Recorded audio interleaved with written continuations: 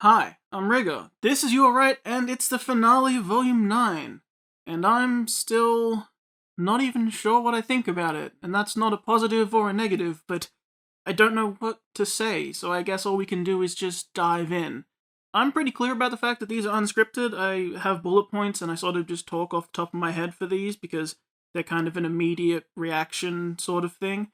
And I'm probably, as I thought I would be, quite all over the place with this one. There's things I like, and there's things I didn't like, and there's questions, and I don't know, it's very interesting. So let's talk about it. So we start back up with Summer narrating into the story. Alex heard one more question on the wind. What are you? And she says that she loves the girls just the way they are always. And puts the book down and heads downstairs. And we see an interaction with her and Ty, which is very nice. And they're joking about what they're gonna do, and that, oh, so it's not like you to leave like this for a mission, and you know how Ozpin is, which, is supposed to make you, oh, did Ozpin know what she was doing? But no, it is revealed she is lying. But either way, we get a very nice moment between the two. Basically, what this leads to is Summer walking away, and guess who's back? It's Raven. Thank you. It's been a while. I actually have a theory about Raven, but I guess we'll get to that post-volume. I've meant to make it, for a year or something, but anyway, this just actually supports it, so it doesn't really matter. Either way, Raven appears to Summer and is like, oh, Summer lying, that's not like you, and then she actually shows some concern and says that, you're just gonna leave them. To which Summer fires back, you're one to talk, but, fair enough. And yeah, Raven is unhappy with that comment and says, you know what, you're better at this whole life, the mother thing. And she makes a portal and they leave. And that's all that we get to see. But luckily, it's not just us seeing this, RWBY saw it too. They are continuing to dole out those breadcrumbs about what might have happened. I know there's some people with some long-running theories about Raven abandoning Summer and things that are going to be very happy about this part. But obviously we don't really know what happened. We don't know where they went. So, we can assume, but then who's Raven portaling? There's lots of things. But either way, that's what RWBY sees. And cutting back to RWBY, she is very unhappy about this, that her mother lied, and she's very distraught. And she pushes over the case and smashes it. And she has this discussion with the blacksmith about, is this what this whole thing is about? Just trying to tell me that it's useless, that I shouldn't try, or that I should become someone else. And the blacksmith, being a godly figure, just says, is that what I'm saying? Because, of course, the point is to come to your own conclusion. But, yeah, giving RWBY some insight on everything that happened. Yeah, she's unhappy with her mother, and unhappy with the situation, but doesn't get any answers. From there, we cut to Jean, in a terrifying moment of thinking he's ascending, and that everyone read so much into that, and I actually didn't think he was, but I let everyone convince me. But no, he'd fallen into the leaves which had burnt, and he'd inhaled the smoke, and this gave him a vision of Alex. And she's the one who delivers the "you were never the hero" line, because, yeah, it doesn't have to be said to RWBY. Everyone was just locked in on that for obvious reasons, but that is Jean's story. However, what's interesting about this one is that she doesn't really tell him to change. She says it's time for a change, maybe to become the man you always wanted to be. But nothing actually changes. It just seems to give Jean the confidence, because he jumps back into the fray. But again, we see another good moment for Jean, because without RWBY, he becomes a leader. Team RWBY didn't have RWBY to lead them, and Jean steps into his leadership role, which he does quite well and executes a good plan, which is, while the rest of the team is holding off the cat, he goes and cuts down a tree and tells them to burn the leaves and to make smoke. And at which point the cat, Neo, laughs at them and says, really? You're taking a cue from the caterpillar? And he breathes it all in happily. The leaves don't affect me, this is useless. But Jean has a good point. That's true for you, but it's not true for Neo. At which point, she starts freaking out. Neo starts freaking out, and the cat is not having a good time of it, just freaking out on the ground until they are expelled, and Neo sort of coughs and splutters away. The cat, though, decides that, okay, fun and games are over, it's time to Hulk out, and proceeds to do so, becoming a bipedal, monstery version of itself. And yeah, this fight won't go too well. But we cut back to RWBY here. And cutting back, the blacksmith offers this advice, that this is your chance to either leave your burdens behind or pick someone who is strong enough to bear them. It's at this point we cut back to the big cat, and the big cat is soundly winning. They need a hero, guys. So yeah, we're setting up for whatever RWBY's ultimate decision will be. It's at this point that a big red glow interrupts them, because it's Crescent Rose. And the line repeats, "I love you just the way you are," as if the weapon was talking to her, but of course it's her mother's voice. And RWBY asks, "What happens if I choose me?" And the blacksmith says, "Well, then maybe that girl is enough." And then she chooses Crescent Rose, and we get the most anime thing we've got in RWBY in a long time, as she falls through a void, catching her emblem and catching Crescent Rose, and the statue epically breaks open, and we get a highly detailed version of RWBY. The animation steps way up, and we get all these reflections, and then RWBY engages the cat in the best attempt that they have ever done to repeat the Red trailer. It is RWBY pulling out old moves we haven't seen since that trailer, or seen not very good versions of, or just seen lesser versions of, I should say. And yeah, they stepped it up like crazy for this one-on-one. This is their showpiece. And it worked out really well. It looks amazing. Obviously, RWBY looks exactly the same for anyone who was wondering. And yeah, she beats down the cat to the point where the cat is lost on the ground. It has no chance now. And the cat screams at them that humans break everything they touch. You're weak and incomplete. And she says no, and that they're going home and leaving the cat there. Didn't like that. Anyway, we'll continue. I'll talk about the stuff I didn't like later. We'll just go over the plot first. Anyway, they go to leave the cat, and at the last second the cat smirks and is going to attack them from behind.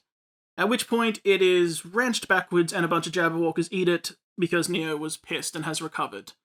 So yeah, that's the end of the cat. Yeah. Anyway, then we have a moment with Neo where she looks at the group, and they're unsure what she's gonna do, and she raises a weapon and then doesn't, and tips her cap. And also during this, the Roman image has stepped in and been like, to have what they have, there'd be such a thing, huh? Like, what a thing that is. And Neo looks over the edge, and Roman says, "Is that it? Is that what you want?" sort of thing. And Neo comes to terms with her own psychosis and puts her hand on Roman's face lovingly, and he says, "I know, I'm not real," and he blows away in the wind. Again, I think this is actually when Neo tips her cap and floats off the tree to go and join the tree, at which point a statue of her appears, and then RWBY says she'll find herself, and they leave that there. Before they exit the door, though, Blake brings up a point. Did we make things worse in the Ever After? Like, did we just come here to make things worse? And RWBY says, "Well, I hope we made things a little better," hint, hint. But she says she's sad because she never got to see Little and say thank you. At which point, a big mouse, comes running from the trees with a familiar-looking cloak around the neck and cape that's actually a leaf. It's new Little, who's dressed very much like RWBY. And they don't know who RWBY is, but they do. And RWBY asks the question, "What are you?" And the being says, "I haven't thought about it yet. And what do I look like?" And the team offers a friend, a guide, a protector, and adorable, says Yang. Haha, very nice. And do any of those fit? And this mouse says, somewhat. They somewhat fit. I'm not any one, but I'm somewhat of a lot of things. So, its name is Somewhat. RWBY kneels down and says to Somewhat that, you've done more for us than you could ever know, but we have to go now. And despite not knowing who they are, Somewhat says, "It'll be alright, Huntress." And I'm not gonna lie, I got some welled up a bit on that one. Not tears, but I got close. That was very sweet and that was very nice, and I very much enjoyed it. Although, I still think it's weird that they enforced the memory loss part. I don't think that was necessary. But either way, it was very nice. And then Somewhat is asked by Jean if they would look after Juniper, because she means the world to him. And Somewhat says, "Of course, I will never leave her side." So, that part, yeah, they jump on Juniper and ride away to go look after the Ever After. So, the team join hands and walk through the door. And they land in the big green void of tree space. And in this tree space, they find the smiths sitting in their true workshop, working on little wooden carvings and pieces and things to be made into works or works they're looking after. It's here where the smith says that they have been waiting a very long time for you, to Jean. And the thing that Jean wants clarified is if the cat was telling the truth, that Lewis made it back and Alex stayed in the Ever After. And the blacksmith confirms that is indeed true. That the book was, of course, written as they wished it had happened. It is this point when they spy two statues on the bench behind the blacksmith. Two dragons, and they say, "What?"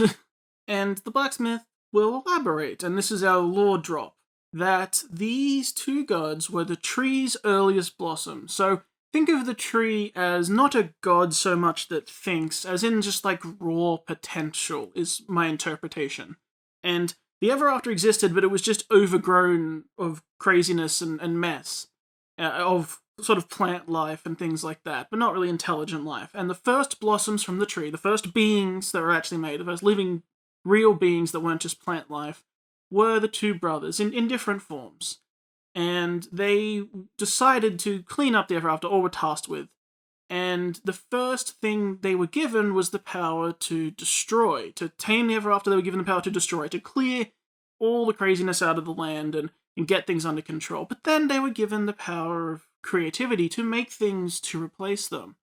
They made life and beings, and the brothers gave them places to live and roles to play. It was their first little playground. And they became incredibly ambitious. Their thoughts moved beyond just what was happening, so they started making things in secret. They made the cat that would do their job for them, patrol around and fix what was broken and repair things for Ever After. And then they made a second creation, the Jabberwocker, which came up aggressive and mean, but it was there to clean up, to destroy the things that needed to be destroyed. And they could not come to an agreement because they would destroy the Jabberwocker and bring it back, destroy it and bring it back. But they came to the conclusion, or the tree came to the conclusion, that balance is an ecosystem. You can't be won by force. There is no side that is right. True balance takes love and patience and time. But what happened was that they became bored of Ever After, or just wanted to do more, to play with these powers. So Ever After provided and created a doorway that the brothers could go through to build their own worlds and create and do as they wished. And the door will remain open for the brothers should they wish to return, and for any of their creations that happen to find their way here. And it's at this point where the blacksmith picks up a statue of who Little is now, the remade into Somewhat. A statue of Somewhat, and narrates that the brothers' creations are so marvelous, because every single time one of them comes to the Ever After, they do radically change things. They make huge impacts, just like Alex and Lewis did, and just like they have, the team that came after, Team RWBY and Jean, and that they have, through tiny little acts of kindness and little things, created beings that will do great things, reassuring RWBY that Little will indeed go on to do great things, despite being left behind in the Ever After, but that's where Somewhat belongs.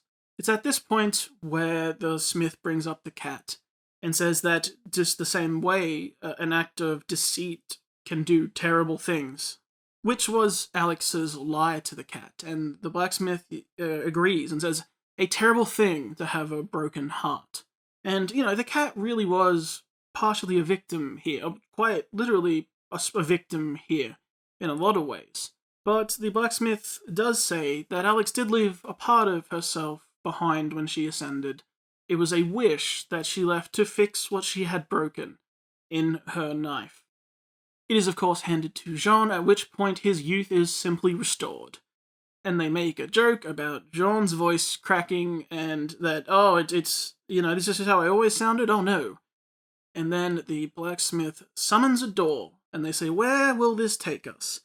And the being says, it is not where, but when you are needed most. And they go through the portal, and they see Vacuo with Atlas airships over top and Amity Arena floating, and cut. Also, the after credits is an ad for the DC crossover, so our ending thing is Vacuo, so we're just going to stick to this stuff. Settle in, I think I have a lot to talk about. Let's start with the... You know what, we'll start with the hook. We'll work backwards, I think. Let's start with the hook. It's not a bad hook. It's not as good as I would have liked. The reason I was suggesting some very extreme hooks, like a time jump and people are different ages, or a place on fire, going out to shade and it's like in the middle of an actual war that's happening, is it's meant to create that urgency. Because I saw people suggesting, what if they just appeared like right in front where winter was? They appeared seconds later to them. It doesn't, those are fine, and this is fine for showing like, it's a good moment, they've returned home. It's clearly not too long after Atlas, because, it's enough time for ships to have flown here, so it's probably a little bit, and unless they've been here for ages and are just set up like this, it's been years or something, but I don't think so. The promise is it's when you're needed most, so I guess that does give us the hint that something's about to happen because they're needed, but that doesn't necessarily mean action or anything like that. Now, that's not because I think we need to rely on action, I just don't know if they arrived where they always wanted to be and where everyone is waiting for them and it's nice, is it's not a tear your hair out, I have to know what happens hook, which is how I would leave a volume like this when you've returned from somewhere otherworldly and anything could have happened. And also because we don't know how in demand RWBY Volume 10 is. Obviously this community and everyone else is very much into it who loves RWBY. But that drive would really be there if they left you on something you had to know the answers to. In the grand scheme of things, we want to know the answer to this, of course. We want the story to go on, of course. But there isn't like not bloodthirsty is the wrong word. What I'm trying to say is, it doesn't have to be violence, but there isn't like a insane hook that just makes you spring up out of your seat in amazement. It's just, we're where we're expected to be, we're where we thought we would be, and everything looks about right. There isn't a whole lot of drama there. I don't think, am I supposed to be, like, scared or imposed by these Atlas ships here? No, I just assumed that they would fly here. Although, actually, I say that, there is more than Atlassian ships here. I see a Mistral ship up on the top right-hand side. But, so maybe all the kingdoms have gathered here. That could be it. Actually, yes, now looking closer, there are more Mistral ships here. But, of course, now I'm remembering that those could very much be from when the Faunus left Mistral, not all the Faunus, the White Fang, or what left over of the White Fang left Mistral, and that they've come over to help Shade. That makes a lot of sense. So, again, there's things to read into this image, but it doesn't fill me with massive excitement that I must see what happens right now. It's simply basically along the lines of what I expected. That's a little bit of a letdown just because it's so run-of-the-mill. Like, okay. And I can't tell off the top of my head if any of them are meant to be beacon ships or not. Is that X-Wing one a beacon ship or right in the front? I can't tell. I can't remember off the top of my head. But either way, we'll move on because we've got a lot to talk about. Going backwards down the list, next is Jean and the blacksmith. So everyone knows I wanted Jean to stay old because I like some consequence, and I liked his voice better, and, it obviously doesn't remove his experience, he still has all the things he knows, but this means that no one comes back changed, and that feels like a little bit of a missed opportunity. We'll talk more about that with RWBY later. But yeah, Jean could have stayed older. It doesn't really matter that much, I guess, But yeah, I don't know. You just did it safely. And the way it was done was a wish left behind by Alex. Do other people have the power to leave behind wishes? I don't know. I don't really like that explanation, and I don't really like the way it was done, and I don't really like that it was that easy. Again, the only way I would have accepted it was through Ascension, and I didn't want to see another Ascension because we want to keep that special for RWBY. So I don't think that was a good way to do it. So I would rather they just didn't do it. This way seems very... I know that it was Alex's want, but a very get-out-of-jail-free thing. It's too difficult, he's just young again, and you're all back in Vacuo where you were meant to be, and you all look the same, and we just continue. Also, as far as I can tell, Jean's sword stays in its scabbard, so we don't know what happened to it. If it was just repaired, that's kinda lame. If it's still broken, I don't know.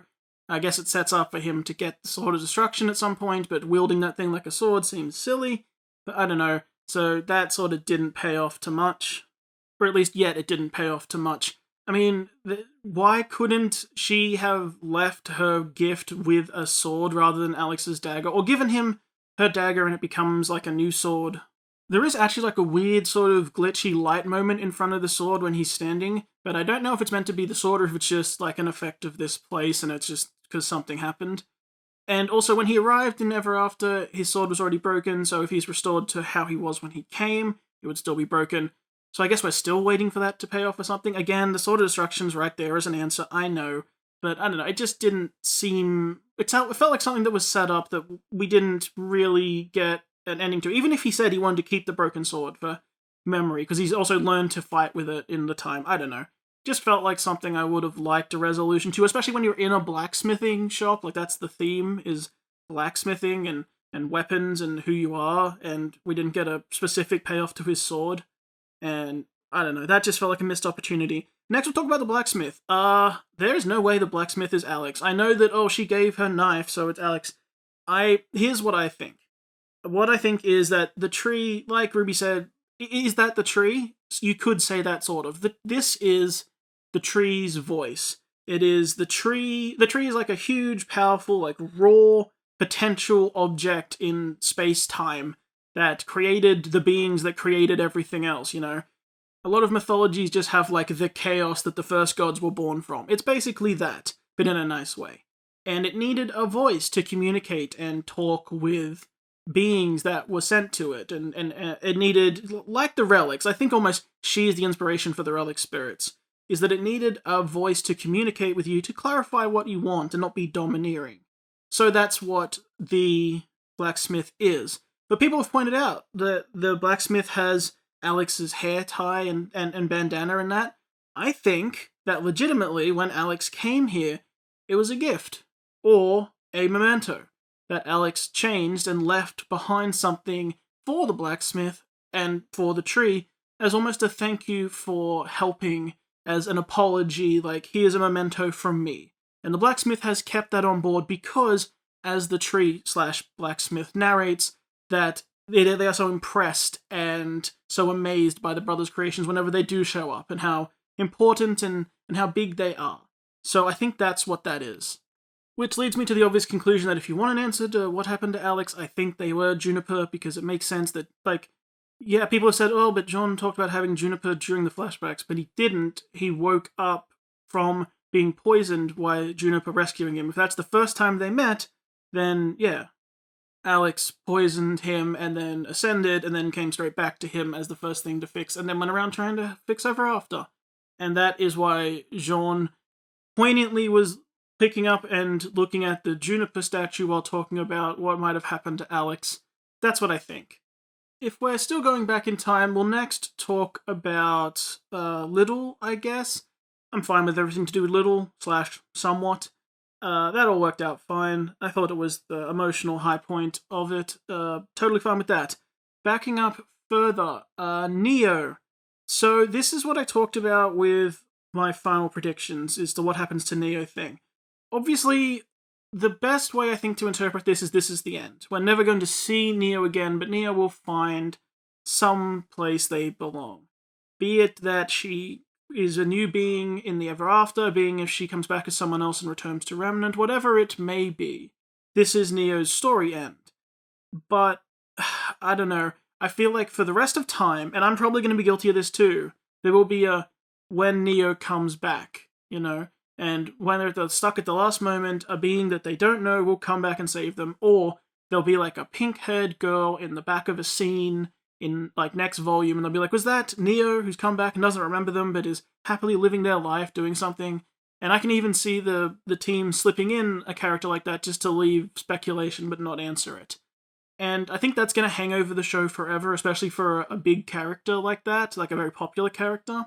But I'm not mad at the end. I'm like, if they have an ending, I'm glad this is it, that they get to go and do something, and that they'd reached the point where they were so powerful we couldn't have them around, and also, you know, they needed to forget, and, like, okay, that's the other thing, the memory thing. RWBY went through Ascension, didn't have the memory wiped thing, but Little did. It felt a little weird, I guess, that it picked and chose. I guess the explanation is RWBY chose to be herself, therefore she kept her memories. And like if Alex became Juniper, they would then forget because they've changed to something else. Little changed to something else, so somewhat doesn't remember. So that means that unless Neo picks herself, which she won't, she'll come back, if she ever comes back without her memories, I guess. I don't know. I have mixed feelings on it. I'm not upset about it, but I have mixed feelings on it.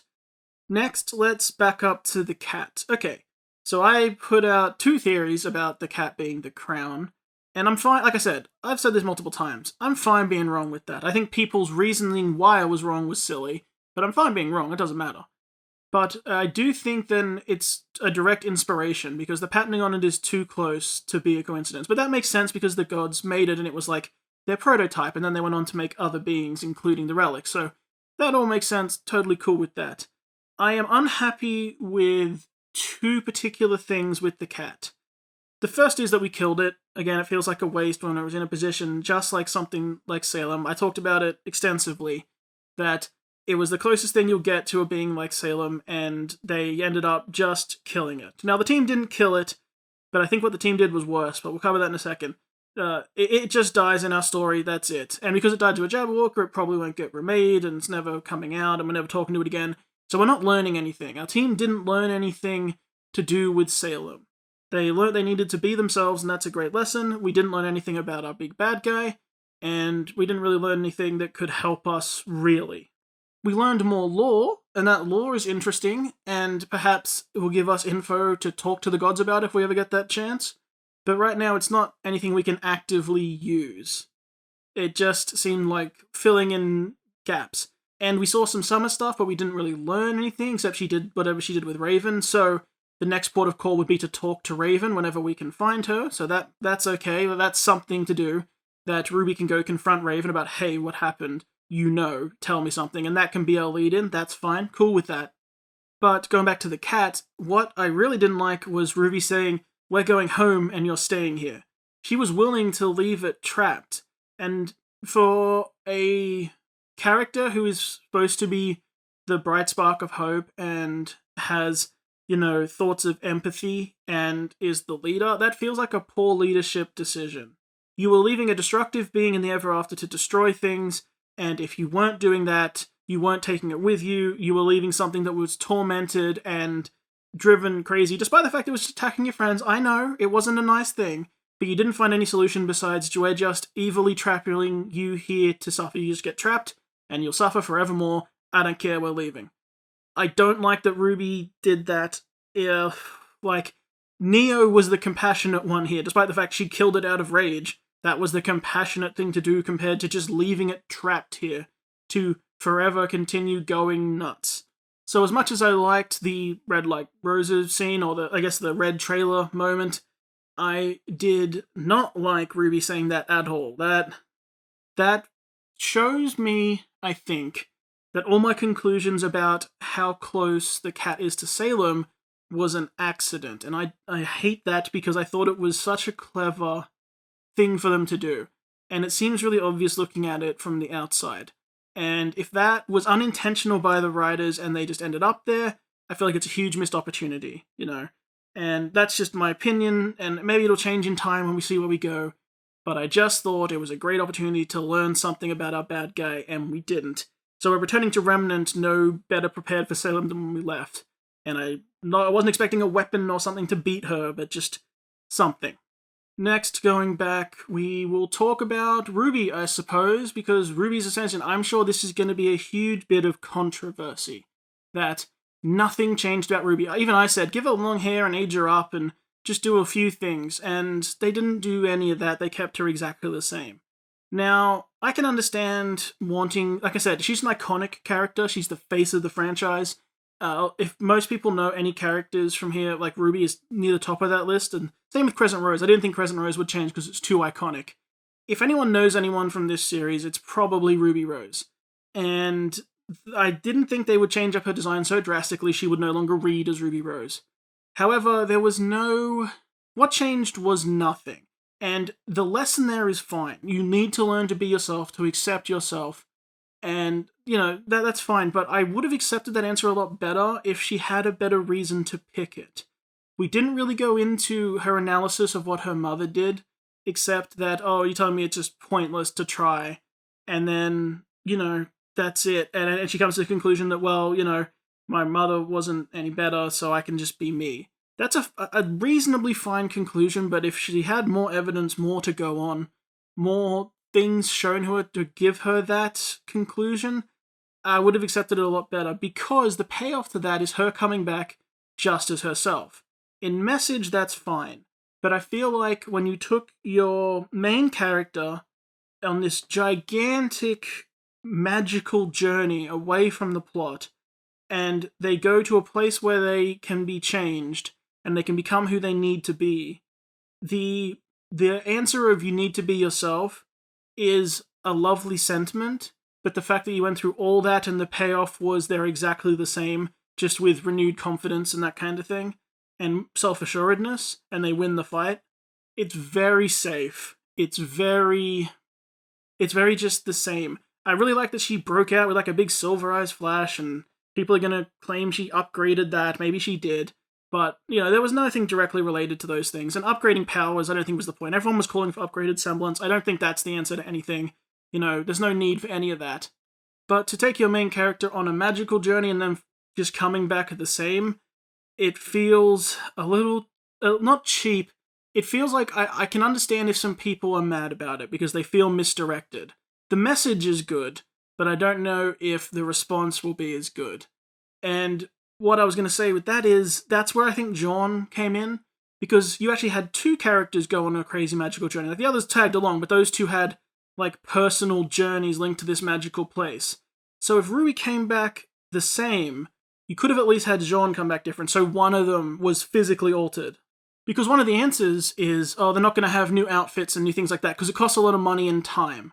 And, you know, like, we don't always have that money and time. We can't just say they're always going to change and be different.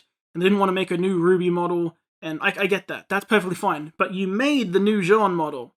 You could have just, like, used that and maybe cleaned it up, I guess. I guess you'd have to retexture it a bit, but you know what I mean. Like, you had the opportunity for this big character to change, and they didn't, and that's fine because you were sending a message. But then you had this other character, you already put all the effort into changing them, and you undid that too.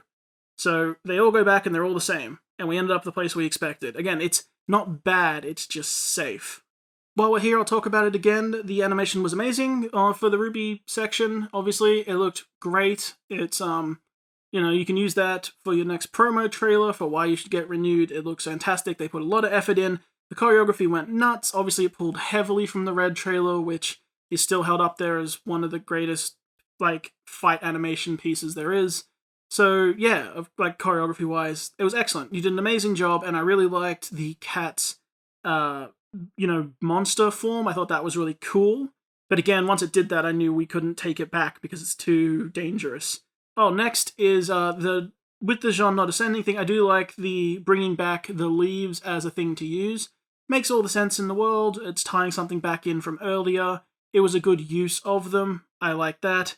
And it made Neo involved in the end plot with the cat. It wasn't just them. Like, they weren't just not involved.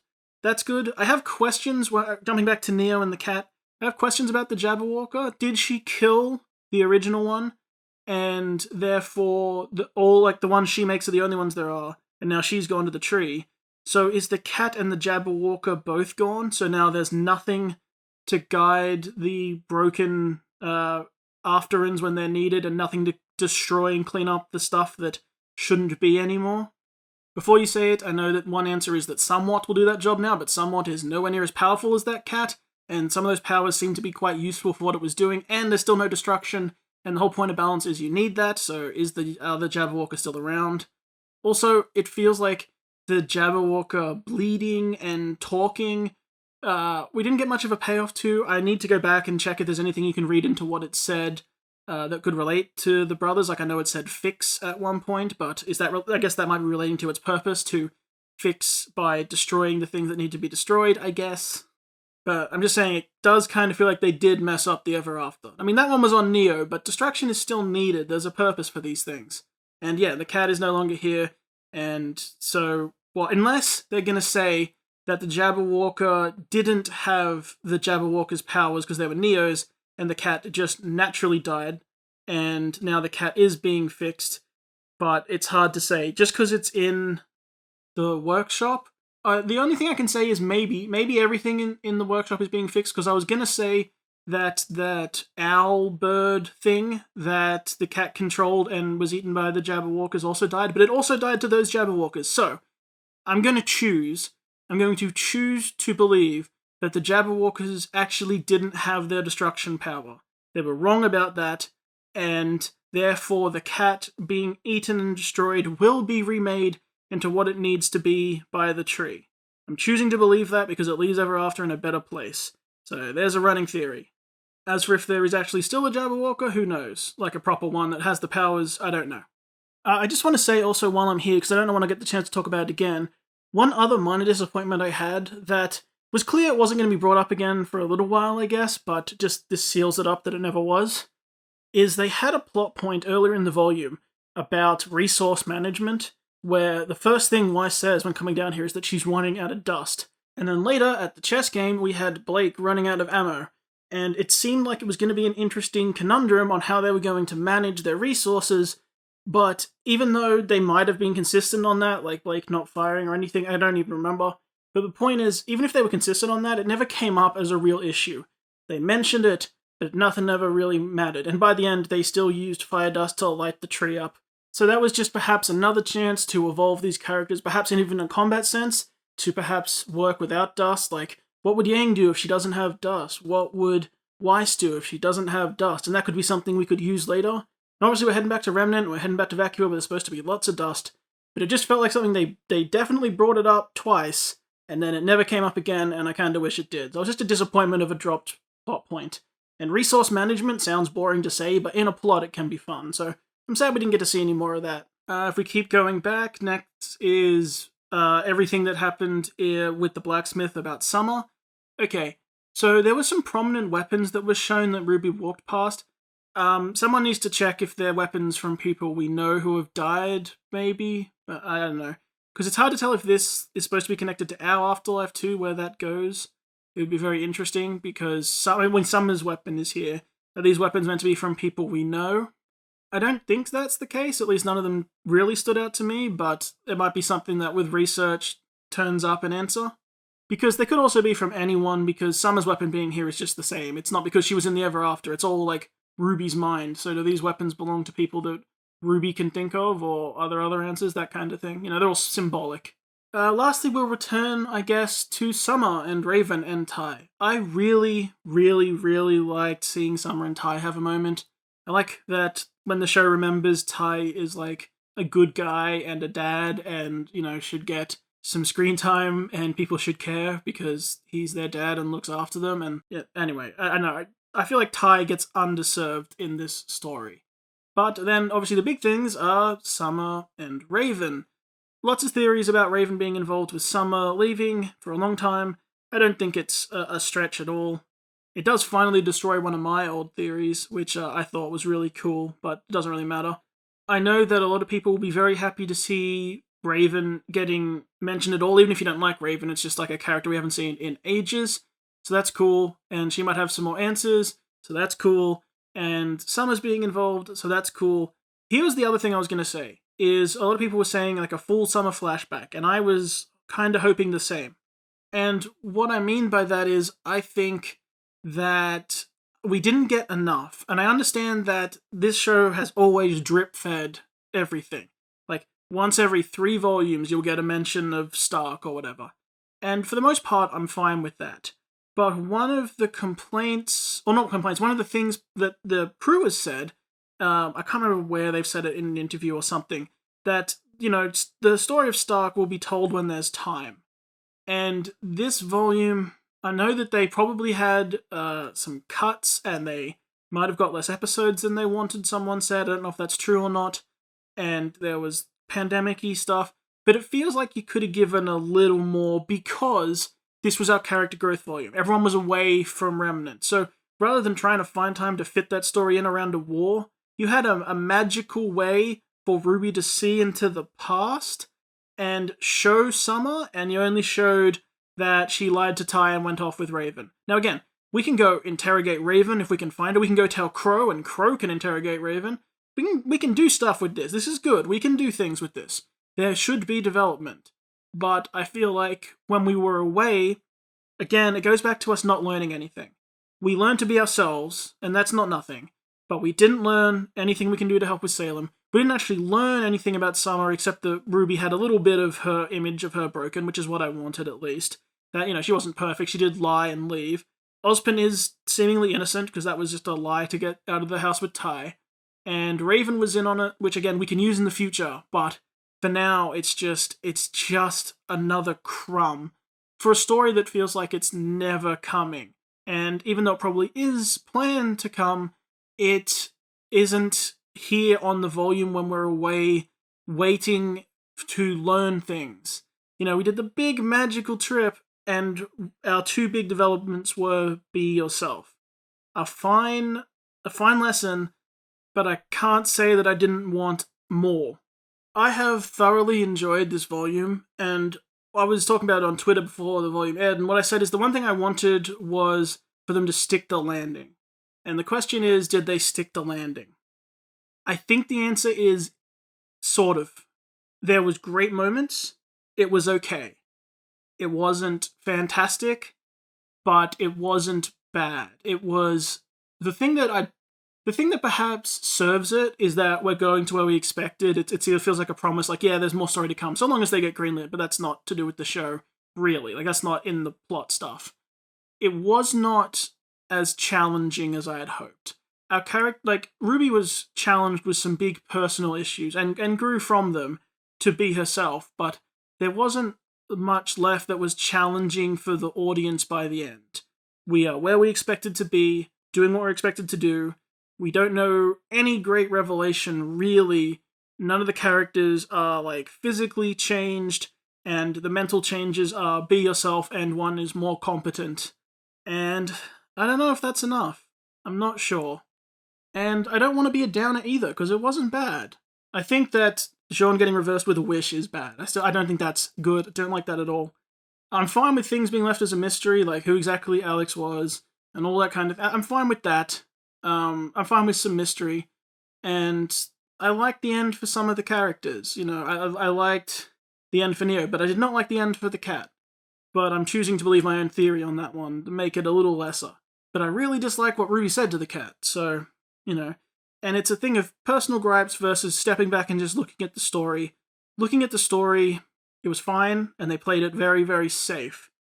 But I'm not sure that in a volume where the whole volume was like a challenging concept, like, we're leaving the story for a bit, we're going to Magic Land, and in fairy tales, and there's crazy stuff. For the ending to not be challenging at all, and not be a huge change at all, is just kind of there. But I am hopeful for more volumes, and I'm definitely going to be here to see them. I'm not going anywhere. I've got RWBY stuff to talk about, RWBY stuff to make. I'm not upset, but I am not leaping out of my chair for this. The best moment was RWBY and Little. It was emotional and it was good. The summer crumbs will feed people's theories for ages, and the Raven stuff, and... arguments over who Alex was will continue, and people will, I don't know, keep talking about it, hopefully, because that's how you keep the drive going. Gonna be honest, that I wanted a little more. But what we got, especially with some of the cool animation stuff and some of the cool music, that was totally good. So that's my overall conclusion. And I might, there's going to be more videos in the next week or 2 weeks or whatever where everyone's going to analyze these things and come back with more nuanced approaches, probably including myself, but that's my immediate response. Obviously, this video is very long. It's not going to be out as soon as I had hoped, but yeah, I think it's fair to discuss all these things completely. So, that is RWBY Volume 9. And it's finished now, so what did we all think? On everything. Give me your thoughts on all of it. The whole thing. Write giant comments, that's fine. Let's talk about it, because this is the biggest thing that's happened for RWBY in a long time. And we have an ending, and we have an unsure future. So let's keep the conversation going. If you liked it, if you hated it, be respectful, be nice.